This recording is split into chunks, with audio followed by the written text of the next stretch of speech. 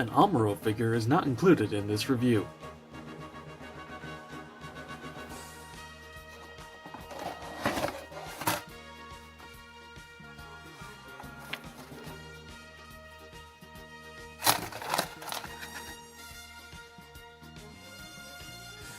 Hello and welcome back to another Gunpla review. Today we're taking a look at the Gundam Revival version.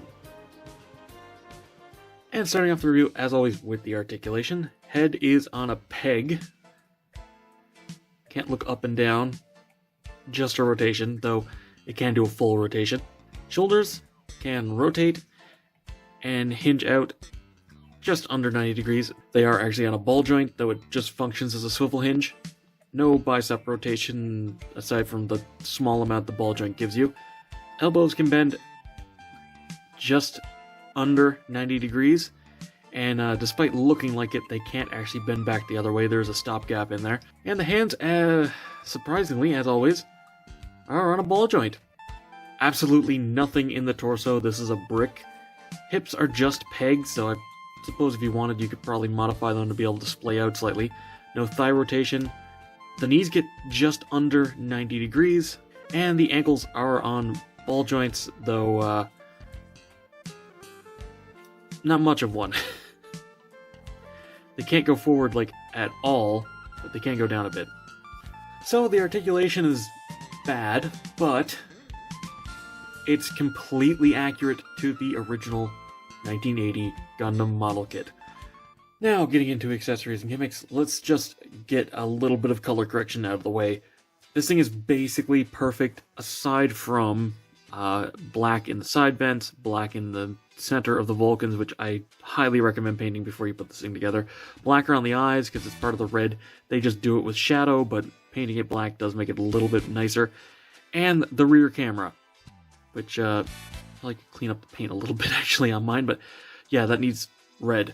I don't know why they just never do that. The entry grade had the same thing, where they just didn't bother painting the back, or color separating the rear camera, even though they could easily just, have the red piece go back there and whatever.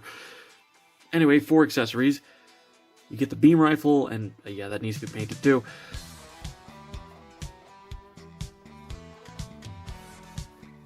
And you get the Gundam's shield, which the fake hole's kind of funny. I assume this is how most people are going to be posing it. The beam sabers do not come out. There's just one big C-shaped piece stuck in there.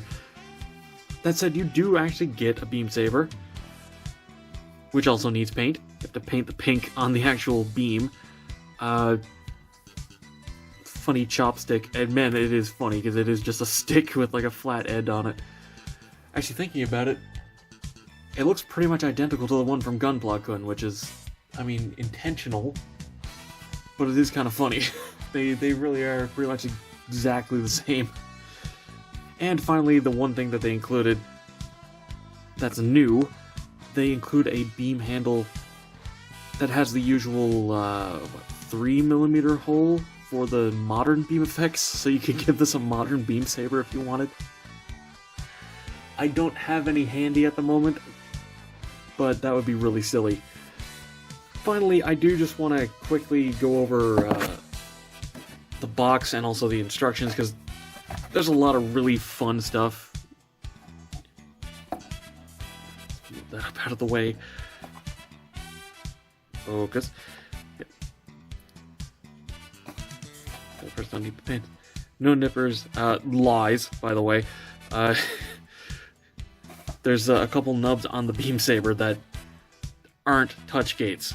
Every other thing on this thing is touch gates, which is a slight issue because there's a couple pock marks on the legs, but yeah, this is my favorite part.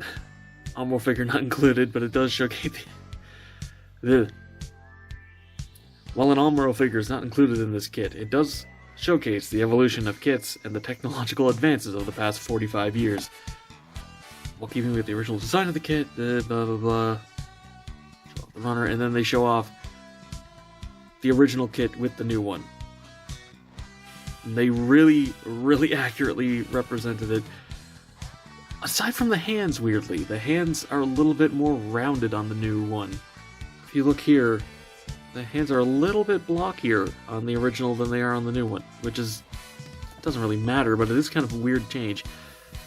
Anyway, I really love this manual because it has a ton of comments talking about making kits back in the day. It's great. I'm not gonna go through all of it in detail, but it's a treat when you get it yourself. And one final thing I want to mention is it does actually show the runners for the original 80s kit.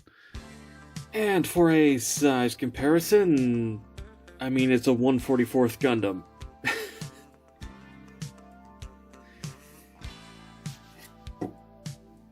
Normal height, really wide torso. In fact, let me just bring in my own Gundam here, which is the Gundam Revive using the Integrate's head, because I like that sculpt better. Yeah, there's been a little bit of evolution. In fact, I'll even bring in my full Integrate that I painted up like the Clover Gundam toy from back in the day.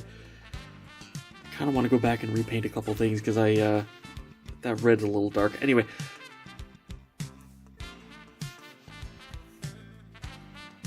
It's crazy how wide the old torso is. So, to wrap this review up, I mean, if you can get your hands on this thing, I absolutely recommend it. It's not that expensive, and it's a really neat piece of Gunpla history. Like, don't expect anything crazy out of it, but I do really like it. And that's all for this video. Thank you very much for watching. Be sure to let me know what you think down in the comments below. Subscribe and hit the bell to be alerted for future reviews. Come chill in the Discord. Follow me on Twitter, if that's even still around. And consider supporting me on Patreon, so I can keep bringing you videos like this. And, as always, until next time, happy building.